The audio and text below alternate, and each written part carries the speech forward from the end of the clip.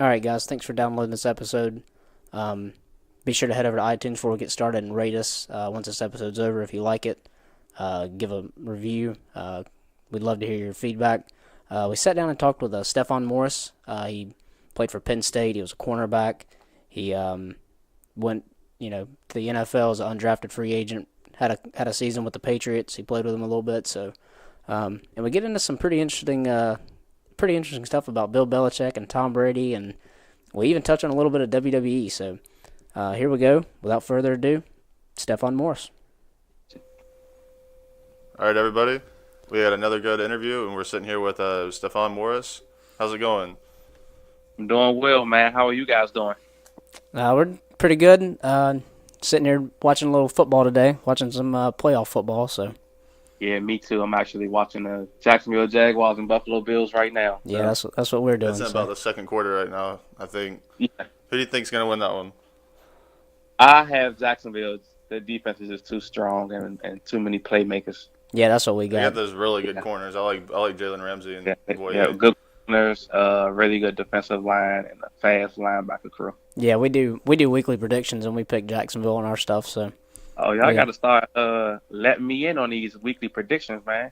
I would You can come on every week you we want. we hear that. I hear you. Yeah, But because I actually work close with the NFL, so in my day to day, what I do is I manage projects related to health for the active players and retirees through Cigna. So Cigna is the main healthcare provider for the NFL, but I'm not more so on the insurance side. I'm on the side where I'm just making sure the transition for the players that's coming in and leaving out is perfect.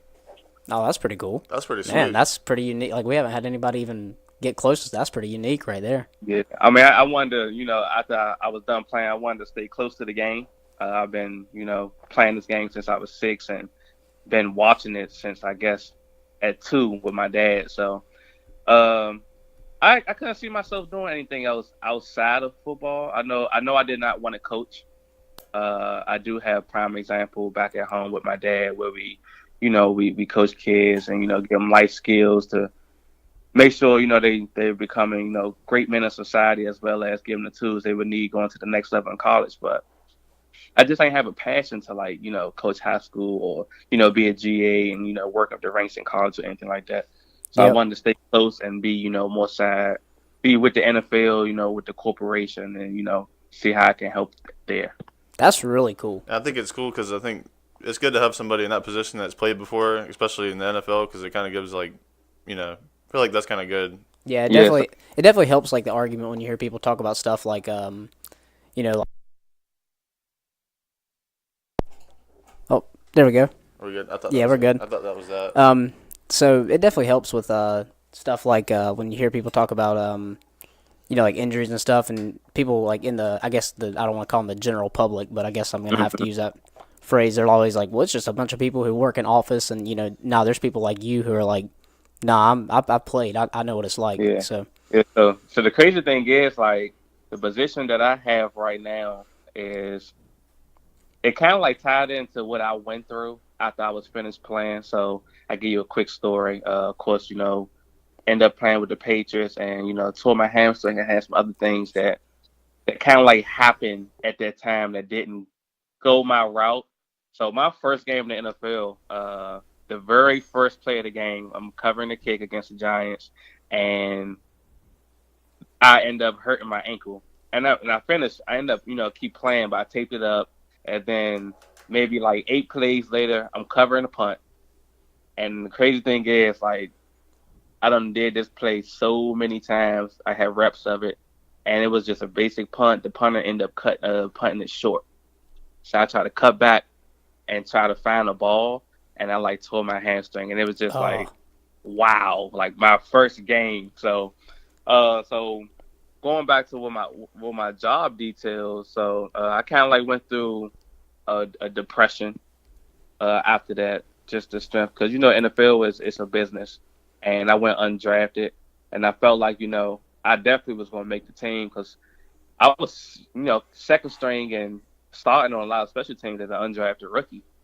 So I ended up taking the injury settlement from Belichick, and after talking to him and the GM, I cannot remember the GM name, but not the GM, the player personnel, and they were saying they was going, bring me back, whenever you get healthy.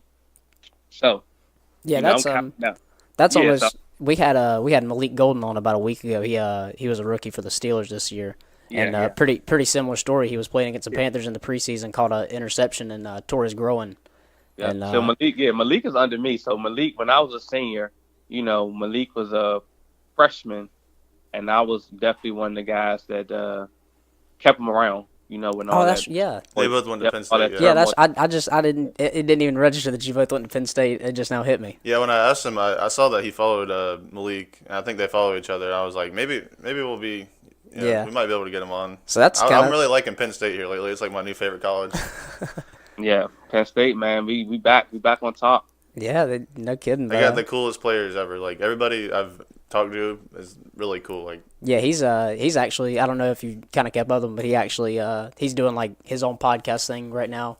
He's Who is Malik. he Yeah, said, he was Okay, thinking that's about good. starting one. yeah, he's trying to start his own podcast. So he was like really interested in doing one with us and like, kind of getting the experience or whatever. But he said his degree was in broadcasting, so Yeah, he's so that's definitely good to hear because going back to the story, so like I said, I battled depression and everything, but what I kind of find it interesting was like the transition, and I'm pretty sure Malik can relate and a lot of other guys, but that transition from doing something that you do every day and you have like a set schedule from high school to college with playing with Coach Paterno, Bill O'Brien, you get to the NFL with Belichick, you have a set schedule where you need to be, you need to do this, and then at a blink of an eye, it can be all over. And now you go from that set schedule from football, and now you're into the real world, and you gotta be programmed, and you gotta wake up and do these things on your own and try to find work. But the transition is very difficult. So I with my role in my job now, I want to make the transition as easy as possible for guys like Malik and former guys like myself because the average NFL lifespan is only 2 years, and it's a tough business. And I remember going on interviews right after I wouldn't say done playing because I thought I still had the shot, but just going on interviews, I wouldn't say I needed money, but I wanted to get life started. I didn't want to keep waiting around and hope for something to happen while life passed me by. And going in these interviews, it was just like crazy because they asked questions more so towards, oh, you played for Coach Paterno. How was it? How you played with Bill Belichick, Bill O'Brien? It was nothing like, job-related questions about yourself.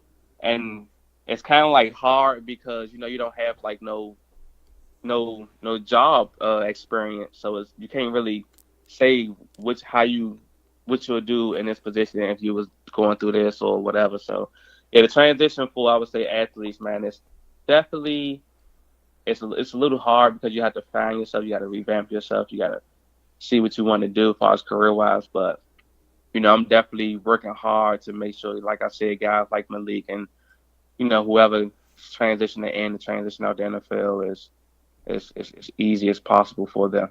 And how did you get like to your current position right now? Okay, so my uncle is Troy Vincent. He's the VP of NFL operations for the NFL. So, he kind of like put that bug in my ear that I didn't want to hear at that time as far as, it may be over, Steph. You might want to start doing this. And, it's a hard pill to swallow, but I finally listened probably after, a year and a half of not being claimed or signed. So I ended up going that route. And the crazy thing is I ended up accepting this job. And I ended up out of nowhere. I don't know how this happened. But I ended up getting like a call from the Buccaneers. And of course I did the trial and everything, but I guess, it worked out for the best because I got to, put work experience on my job now rather than, going back. So Who was the coach for the Bucks at that time? it was Lovie Smith. Oh, okay. Oh, I that's always pretty forget good. he coached there. Yeah. Yeah, Lovie Smith. What's so we won't touch on it but we won't touch on it too long. But we were looking at some of your stuff earlier. We see you came out 64 overall in the nation, 64 number cornerback in the whole nation when you came out. Actually super solid college stats. Your senior year had 60 tackles. That's a ridiculous amount for a quarter. That's crazy. Yeah, that's a lot. But what was like the transition from college life? Like, what was it like every day at Penn State for you? Like, what was the experience like as an athlete, student Uh, athlete? yeah. So for me, I'm gonna give you all 4 years. For me, it kind of was like the transition going in from high school to college. I wouldn't say it was hard. It wasn't hard. It was more so, like doing the paternal way and adapting. But I have great leaders like Sean Lee, Navarro Bowman, Jared Aldrich, Daryl Clark, and those guys that kind of like you look at and you vision everything they did, and you just want to be like them. So my freshman year, man, I ended up making freshman All American, and I didn't redshirt, and I had like those type of guys in front of me, and I wanted to be just like them. And like I said, guys like Sean Lee, who's with the Cowboys now, he just set a standard of how Penn State is to the day and how it should be, how it should be as a student athlete. But freshman year I did great. Sophomore year, I kind of like got big headed. I started feeling myself, uh, and I had one of those type of years that was just up and down. I started off very poor and ended up picking it up. And going into my junior year, I just refocused myself big time. I had to. I wanted to. I felt like I was a forgotten man. They ended up bringing Chaz Powell, who played receiver, and ended up competing with me and Dan in that corner. So they brought him from receiver to cornerback. And when I say, I worked my ass off that entire off season, and it paid off. Like I worked hard. It was the hardest off season I have ever worked, and it paid off. I had a solid junior season, although the numbers wasn't there. I really got tested that year as far as passes coming to me, and of course we was all rotating, 3-man rotation. But going into my senior year, I definitely when Coach Paterno leaving, and I had some ill will towards the staff that was at Penn State that kind of like took over for Coach Paterno once he got fired and passed away. So before going to 2012, I was even thinking about not going to the Ticket City Bowl, not going, and maybe putting up my transfer papers, and just going elsewhere. And it felt good because I got I wouldn't say a lot of calls, but it was a lot of people that wanted me. And being recruited again, that's always a good feeling, just to know that people accept you and want you and see your work. So the best thing that happened was, I ended up staying, of course, and they announced Bill O'Brien. Bill O'Brien come, and the good thing about B.O.B., man, he never, even though, Coach Paterno was very old school in the way we did things, it's kind of real old to how college football was at that time, as far as like the Urban Meyers, how they programs was. And, well, us being kids, we wanted to have, names on the back of the jerseys. We wanted, our locker rooms to be how Penn State locker room is now. Like, we wanted all that. And I wouldn't say Coach Paterno didn't believe in that, but for him, it was more so giving back to the university, which was great. But as kids, you don't understand that. You know what I'm saying? So Yeah. when Bill B got there, he kept the Paterno way. He never bashed Coach Paterno. Like, he kept everything how Paterno had it, And the only reason why we ended up having last names on the back of our jerseys that year, well, those years anyway, is because, guys like myself and the Martys and those guys, he wanted to recognize everyone that stayed. So that's why he put the last names on the back of the jersey. But, Yeah. my senior year, man, that spring, this was a chance for me to, not only showcase, the player that I was my freshman year, but it was a chance to showcase Bill O'Brien, who had NFL ties. And, every kid that comes to their ranks, he want to go to the NFL with no doubt about it. And, I end up, that spring, I'm not sure if that spring I ended up winning like the coaches award for defense. And that was like the most improved player for defense that spring. And I was the leader of that secondary as well as one of the leaders and the captain on that 2012 team in general. So, my senior year, of course that, we had the Saints and everything. And, I had to kind of like recruit my teammates who had just came in to not leave. And kind of like be that big brother, how Sean Lee was to me. And I had to be that for the guys like Malik Goldens and the Jordan Smith and those type of guys. But, man, 2012, man, we had a ball. It was a great season, not only for myself but for the university, and it's a big reason why how Penn State is today. And I wouldn't say it's because of us, but it's for those guys that stay and they believe. And guys, they always talk about on TV how Penn State came back from the bottom, but during those years that I was there, and even when Bill O'Brien to Franklin, we still never had a losing season. So I don't understand how they figured like Penn State wasn't as good, or you get what I'm saying? Yeah. Like you can't have a comeback if you've been good so long. We never had a losing season. No, we had bowl bans, but we would have qualified for all our bowls, and we still had a really good team. It was just getting Franklin there. He's doing a hell of a job now, and now we're getting those kids because you got Franklin. You had a Heisman running, Saquon Barkley. We got the resources now, the money. We putting money into the program, so Penn State's only going to get better and better, man. That's probably pretty good to see too as an alumni. You definitely want to see the school grow. Yeah, and that's one of the things I really loved about what made me commit to Penn State is we got something called the Letterman's Club, and it's like every Letterman who lettered at Penn State, like they send us mass emails about what's going on, etc., in the community, as well as what's going on, with our former teammates or with Penn State in general. And whenever you go back to a game, whether it's spring game, game against Ohio State or whatever game we go to, like we have the Letterman's Club that's in the stadium, man. You can go up there, talk to the former guys from the 70s, the 80s. They know about you, we know about them. And it's just really like a true brotherhood that I wouldn't say that you wouldn't get at any other program because I'm not sure. I didn't go to another program.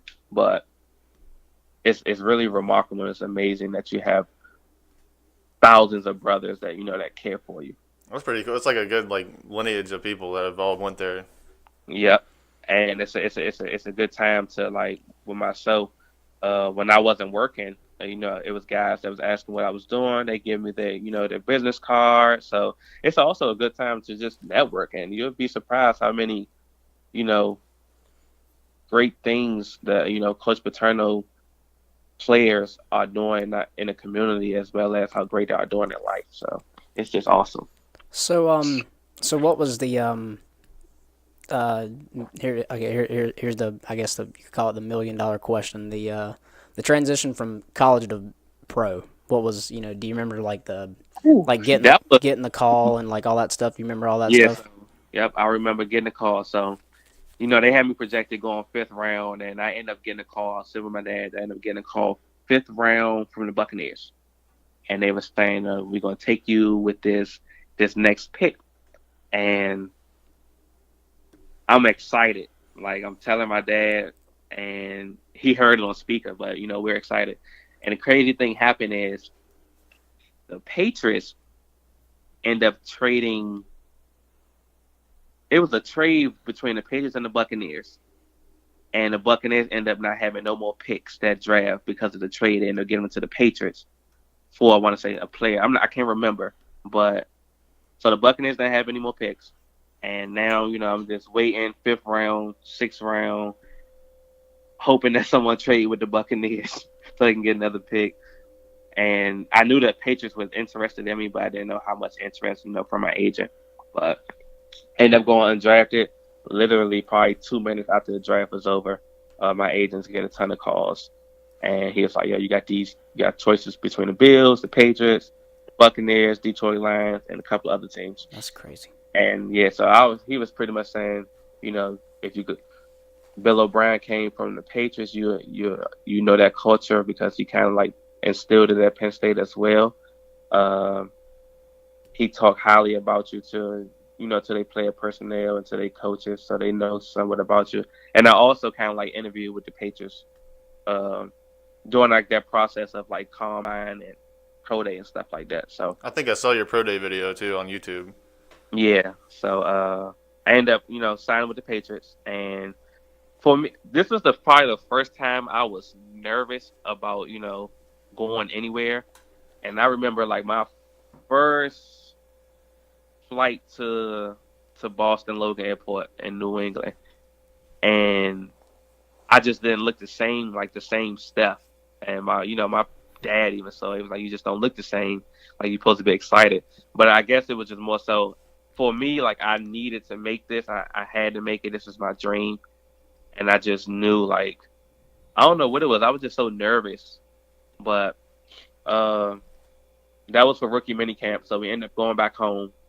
And I came back for, standard OTAs and minicamp.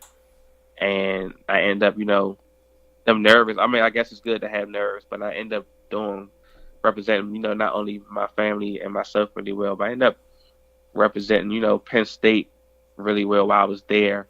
Got high remarks, high praise. I end up, going from like 4th team cornerback to, 3rd team cornerback to now this kid can play in the nickel. So I'm 2nd team nickel. I'm starting on special teams. So I'm doing everything.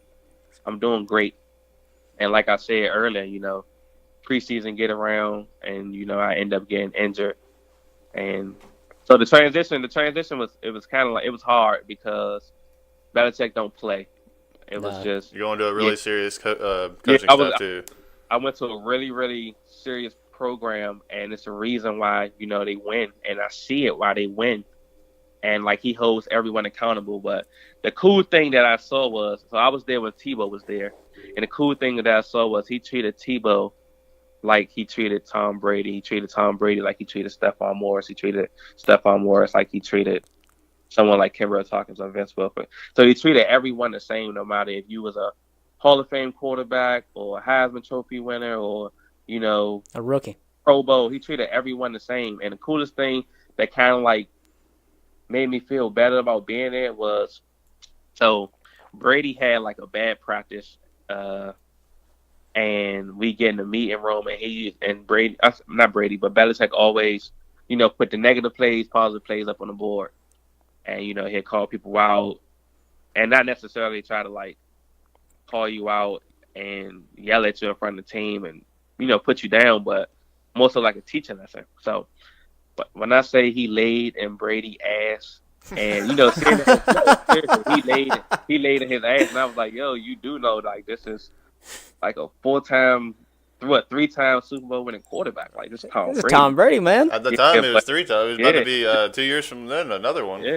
It was just cool to like see that because it's like, all right, well, it's That's no favoritism. hilarious. It's no favoritism, but he really holds you accountable for everything, and you will work your butt off. So Man. I think that's probably the best soundbite we've had on this show ever. That you just won the award for best soundbite on the PM Reviews podcast. No, not even a question.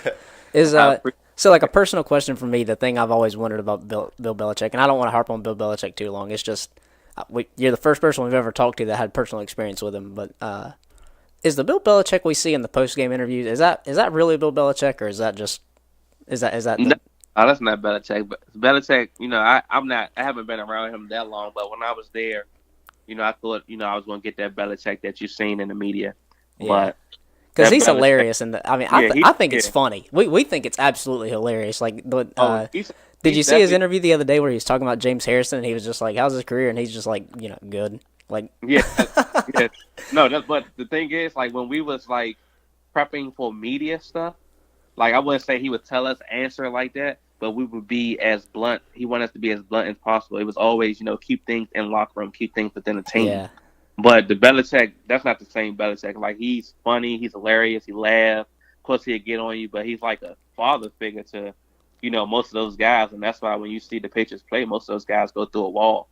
But he's like a great person. Like, I love Belichick. The time I was there, like, the way he just treated people, he's just a really good man. And like I said, man, the Belichick that you see on TV that's giving a press conference is definitely not the Belichick that you see that's in-house. And I would say, my personal opinion, arguably the greatest football mind maybe to ever live. Hands down. And another funny story is, so when Bill O'Brien got to Penn State, right, he had like these, how they always talk about the Patriot way. So he came with like these core values about the Penn State way and had like a list 1 through 5 when you're coming into the building, 1 through 5 when you're leaving out the building.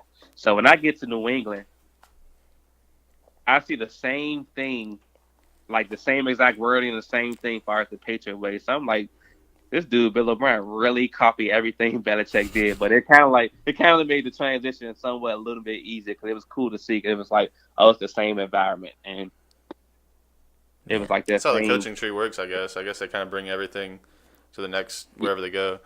Yeah, definitely, because the way Bill O'Brien, OB was talking to the team when he was around us, and when I went to Belichick, it felt like I had the same damn coach. Like it was the same word.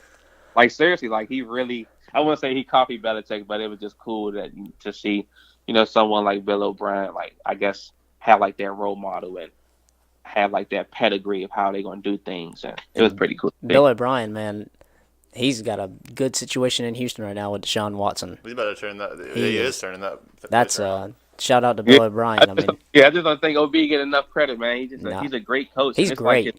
This is his first losing season because, of course, Deshaun went out, but he never really had a quarterback, and he constantly take them guys to the playoffs. Other than this year, yeah, he can make a defense great, like no matter what. Yeah, I'm so glad he's got a good situation right now. So shout out to Bill O'Brien in Houston, Deshaun Watson, all those guys. I'm glad they got a good foundation to build off of. Hopefully, I'd love to see him do good and go win a Super Bowl or something. But So I was looking at your guys' Twitter handle and up in the profile. I see you guys are WWE fans. Big time. Me too. No kidding. No way. Right, I grew up on WWF as a kid, and I kind of like got out of it once I got to, high school, college. But it came back around for me, and now I kind of like watch, Oh, we watch every Raw, every SmackDown, every pay-per-view. I mean, we don't miss a thing. Who's your favorite guys like right now? Right now, I got to go with AJ Styles. Oh yeah, the greatest. That's my boy right there. Yeah, I like AJ. And I know it's scripted, but I like John Cena. I just don't like this John Cena. I like the John Cena that, that was kind of like had a heel towards him back then. I don't like this John Cena. He's too commercial for me now. Do you like the Thugonomics John Cena kind of? Yeah, that's the John Cena. The Chain Gang. Yeah, the Chain Gang. Those are the good old days back then, man. What's your take on Roman Reigns? I don't like Roman because I don't think he's a good wrestler. I just think like they're pushing him. They constantly pushing him. I don't know why. I do not like Roman. He don't do no moves. He does the same thing every pay-per-view. Like he just Superman spear. Yeah, like I don't get nothing from him. I don't like him. I like Dean Ambrose. I like Seth. I think those guys, are definitely really talented. Who else? Finn Balor. I like him. Love me some Finn Balor. Yeah. I used to like Bray Wyatt. Maybe I can still like Bray. I just think, they don't know which direction they want to go with him. Yeah, they bounce him around a lot. Really jumpy with him, I think. Yeah. What do you think about? Go ahead. WWE champion to now he's a jobber, kind of. What do you think about Brock? I like Brock. I just don't like the fact, I grew up in the WWF era where, Stone Cold, Triple H, The Rock, Goldust back in those days, where they wrestled kind of like every week. Yeah. And, with him being in Universal Champion, like, he makes one appearance every, 1.5 month. Yeah. It's kind of like... It's like a bittersweet thing. It's like it sucks week to week when you don't see him, but then like it makes the moment so big when he comes to wrestle. Like you just feel like you're like, it feels like almost a UFC fight excitement. You're like, okay, this is real. Like here it goes. But I want a different champion. Probably, I want him to give it back to Finn Balor. I do too. With an injury, and they never kind of like gave him his rematch or title clause. I'd like to see him take a chance and put it on Braun Strowman. I think that'd be kind of cool. I want Braun, but he just doesn't look like a champion. I don't know. I kind of like want Kane to win this upcoming match. Really? I do. I don't know why. I'm from that Kane era back then when he was really a monster, but I would like to see that because it's something no one's expecting. Yeah. Nobody is going to expect that to happen. Yeah, no one's expecting that, and of course we're not expecting him to keep it long. But I just feel like if you give it to Braun, who you can't have Finn Balor beat him. Only person that can beat him will probably be Roman Reigns because they're gonna of course push Roman, and they had their rival or Brock. Or Brock. So if you go with Kane, now you can have someone like Finn that can possibly beat him. Someone like Seth, where it's more people that can beat him. You gotta have a beatable champion because every match is kind of like that's where they've almost put themselves in a hole with Brock. Like they've almost like just tied themselves up, and they're like, okay, we really got to figure out a way to get this thing off of him. Like, so I want Kane to win. I feel like it gives the WWE a better chance of of course they're throwing at him, but I just don't. You can't give it to Braun right now because who's going to beat him? Because he's supposed to be like the only monster in the WWE, and he really is. And who knows how long Brock's going to be around? But yeah, he's 40. I mean, you can't have like somebody like Seth beat Braun right now. Or I really don't want to see a Roman Reigns rematch because he destroys Romans all the time, unless it's a no holds bar match. But yeah, give it to Kane. Let Finn get it. Whoever else. I wouldn't mind seeing Seth get it again. I really liked his title reign. Yeah, I kind of like, I wish they kind of like make Cesaro and Sheamus kind of like go individuals too, because I feel like they're really good in ring performers. Yeah, they really are. Yeah, they're really good. I actually have I have a replica, like the real metal replica of the WWE World Heavyweight Championship, and I actually have it autographed by Sheamus. When they had like Raw in Charlotte a couple months ago, I went and had it signed, and man, that dude is gigantic. Like, it's crazy how big he is. But seriously, yeah. Oh, he's. Don't you have a picture of it? Yeah, it's on our Twitter. We'll have to tweet it out and we'll tag you in it or send it to you a message or something. But that dude is. I mean, I'm 5'8", and that dude just towers me. Like, he absolutely towers me. Like, it's ridiculous how big they are. It's crazy. We go to shows all the time when they're in Charlotte. We talked to Charles Robinson, the referee, the guy with the blonde hair. They call him Little Nate. We met him last time we went. Yeah, we're big time. That's actually what we got our channel started on, is WWE. We've been dying to have a guy on here that kind of like would talk about WWE with us. We were real excited when you said that. Yeah, we both looked at each other and got really excited. Because I had seen it on your guys' profile, and I was like, oh, that's something I could talk about. Because they're not expecting me to like be into WWE. So. Yeah, you caught us off guard with that one. We weren't expecting it. We both had we both had to turn our mics down. We got too excited. Yeah. I definitely watch it, man. Mondays, Tuesdays. If I'm not in the house, it's definitely recording. I come in the house, watch it. I got the WWE Network, so I'm watching pay-per-views. Sometimes, man, I go back and watch some old pay-per-views just because I missed the Attitude Era. But that's what we do to kill time, man. When we're sitting around with nothing to do, that's what we're doing. We're watching just old pay-per-views, doing our homework. We'll have to text you some stuff that we have you to check out maybe or something like that. Dang, man, that's crazy. You're the first guy that's ever really, really liked WWE and talked about it. That's so cool. We could just do a WWE podcast next time. Yeah, most definitely. We could definitely do it, set it up. We could talk about the Royal Rumble pay-per-view. Who do you think's win the Rumble? Matches. Who do you want to see win the Rumble? Yeah, we'll put it that way. Ooh. I kind of wish the Undertaker came back and won it. Wow. Because the only reason why I say that, because I don't understand how they let him lose to Roman Reigns. Yeah, I don't like that. Yeah. Your last match and you lose, and I get they trying to push him, but Roman didn't need that push. They has been pushing him for the past 2.5 years. He could have afforded a loss.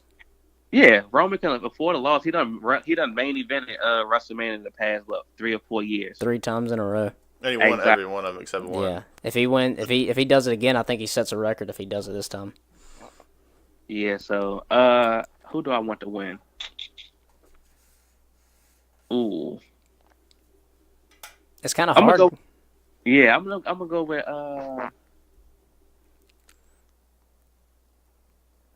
Damn, I don't know.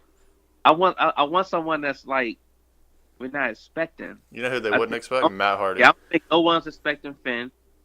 I wouldn't expect Finn. That's a pretty good one. Yeah, no one's expecting Seth. No one's expecting. I want to see Cesaro. That'd be cool. That'd be wild. I'd like to see like a. Is Kevin Owens in it? Probably. He'll probably end up being in it. Well, he's definitely not going to wear. Shinsuke. Shinsuke. Yeah. Oh, that'd be cool. Yeah, I just Yeah.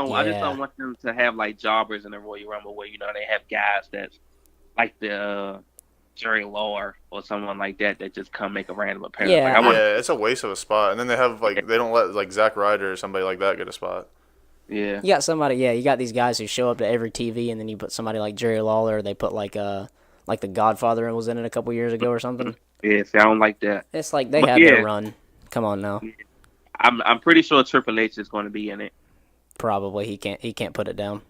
Yeah, he's going to be in it. Because this is the time of year where he starts to wrestle and do in-house shows to get in shape for WrestleMania. So I'm pretty sure he's going to be in it. Yeah, he can't let it go. Yeah, He can't just move on. I would like to. I like to see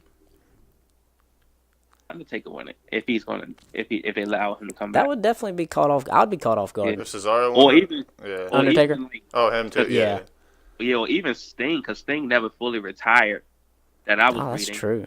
So I would like to see, I like to see Sting make an appearance. Like I just want to be caught off guard. Yeah. Last year was pretty. I didn't think Orton was gonna win it last year. Like Last year caught me out because when Roman came out 30 last year, we all looked at each other and we were like, "Oh, here we go." that's it. Yep. Here we go again. Typical WWE pushing Roman, but they caught us off guard with the Randy Orton thing. But Yeah, but don't be surprised if John Cena wins too. yeah, we'll definitely have to sit down and do a WWE podcast. Have to do a good long talk on WWE because we don't have anybody that can do that with us. You're the first one that could actually do that really good with us. So Yeah, that's cool. Now I think about it, yeah, I think John Cena's gonna win because he hasn't main event in WrestleMania in forever. It's been a while. And He's he's just kind of an like attraction now. he's been putting everyone over. So he put AJ over, put Roman over. The Rusev thing lately, and I guess this thing he has with who's the guy who be singing with the guitar? Elias Sampson. Yeah, so he's Yeah. like the put people over type of dude. So yeah, I like to see John Cena win it too. That'd Break be the pretty tie, cool. break the record. I wouldn't mind seeing Kurt Angle get in the Rumble I seen him fight with the who was Shield. that, Spot Race? Yeah. And he just looked terrible to me. You think Like, so? Yeah, I didn't think he looked that good. It's I been a think he just while. looked- It's been a Yeah, he long just- time. Yeah, he didn't look good to me. So either he's gonna like get into the WWE Performance Centers and start training, or He kind of done it last minute too, so Yeah. it was kind of rough because Roman come up with like an illness like 2 or 3 days before the match, and he couldn't do. He got medically uncleared, so You think Jason Yeah. Jordan will be in the Rumble? yeah, he'll be in. He'll definitely Yeah, he'll in. be I in. would really like watching him work. He's a hell of a talent too. I don't like him. he's too cheesy He's with too that cheesy. sun I think thing. that's what they're trying to do. Yeah, it's too cheesy. It's over the top. cheesy, That but- gimmick is so. How I knew that. How do y'all feel about the Bludgeon Brothers? Who is it? They're okay. Wait, who is it? I don't even know who it is. It's Eric Rowan and Luke Harper. Oh, okay. Yeah. I really like No. Luke Harper. and I will say this: Luke Harper is actually good.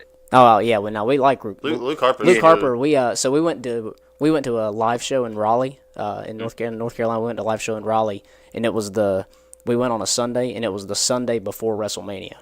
So Yeah. it was that long ago. It was literally about a year ago, and Luke Harper had a one-on-one match because remember Bray Wyatt was a champion at WrestleMania, and Luke Harper had a one-on-one match with Bray Wyatt that night for the title. Of course, it was a house show, so nothing happened. But he actually got on the mic when it was over, and he was like, "I got a big run coming up, guys. Get ready." So it was like he knew what was about He to said, happen. "I promise I'll be WWE champion at some point." Yeah, they should have gave it to him because he actually did. He handled himself really well. Yeah, that dude is really He's good. Yeah, smooth he for a was good. 6'6" guy. Yeah. But And I kind of want them to get away with all this tag team, super tag team stuff.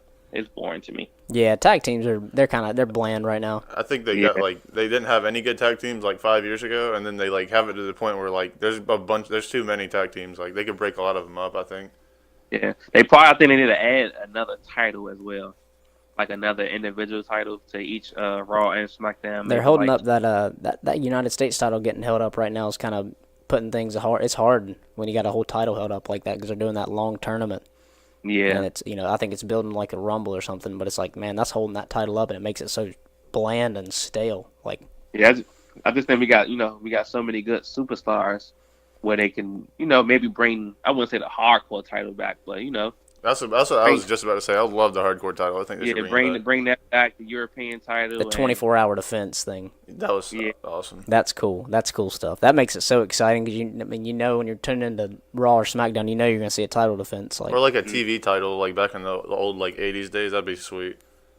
Yeah, definitely so. Well, man, we don't want to hold you up too long. We've been rolling here. This is our longest podcast, like by far. Like this is. Oh man, I really enjoyed it. Oh, man. we have. We gotta hook this up again. Yeah, we'll have to sit down and plan out a whole WWE podcast and just sit down and just shoot it for however we can just roll and roll and roll. We would definitely like to have you back on. This probably was our best one ever. Yeah, this was super fun. But once they like announced all of the matches for Royal Rumble, let's get back and maybe do like a podcast where we do the predictions and just go into further detail about the whole Royal Rumble. That sounds good to me. So everybody, you heard it.